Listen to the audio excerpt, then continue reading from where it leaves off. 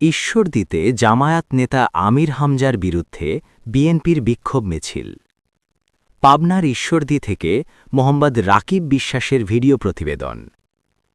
পাবনার ঈশ্বরদীতে জামায়াত নেতা আমির হামজার বিরুদ্ধে বিক্ষোভ মিছিল করেছেন বিএনপির নেতাকর্মীরা। শনিবার ১৭ই জানুয়ারি সন্ধ্যায় মিছিলটি ঈশ্বরদীর ঐতিহ্যবাহী খায়রুজ্জামান বাবু বাস টার্মিনাল থেকে শুরু হয়ে পোস্ট অফিস মোড় অতিক্রম করে ঈশ্বরদী হাসপাতাল সড়ক ও সরকারি কলেজ সড়ক প্রদক্ষিণ করে ঈশ্বরদী বাজারের ১ নং গেট সংলগ্ন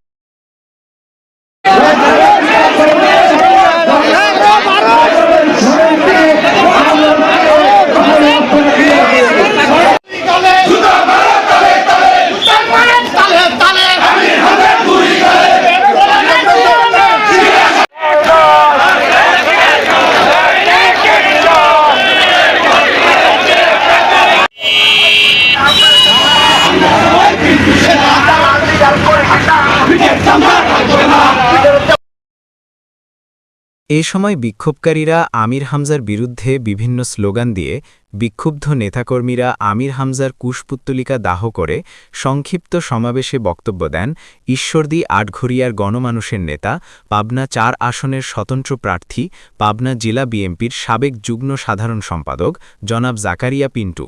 এ সময় উপস্থিত ছিলেন ঈশ্বরদী উপজেলা বিএনপির সাবেক সভাপতি বীর মুক্তিযোদ্ধা শামসুদ্দিন আহমেদ মালিথা, আটঘরিয়ার উপজেলার মাছপাড়া ইউনিয়ন পরিষদের চেয়ারম্যান ফারুক আহমেদ খান, পৌর বিএনপির সাবেক ভারপ্রাপ্ত সাধারণ সম্পাদক এস.এম. ফজলুর রহমান, পৌর বিএনপির সাবেক সাংগঠনিক সম্পাদক ইসলাম হোসেন জুয়েল, ঈশ্বরদী পৌরসভার সাবেক কাউন্সিলর ও প্যানেল মেয়র আনোয়ার হোসেন জনি, ঈশ্বরদী শিল্প ও বণিক সমিতির সভাপতি নান্নু রহমান, সারা ইউনিয়ন বিএনপির সাবেক সভাপতি আক্কাস আলী খান, উপজেলা যুবদলের যুগ্ম আহ্বায়ক মাহমুদুর রহমান সোনামণি, পৌর স্বেচ্ছাসেবক দলের আহ্বায়ক ইসেম মামুনুর রশিদ নান্টু, সদস্য সচিব মাহমুদুর রহমান ফুল, জুয়েল সহ বিএনপির অঙ্গ সহযোগী সংগঠনের হাজার হাজার নেতাকর্মী উপস্থিত ছিলেন।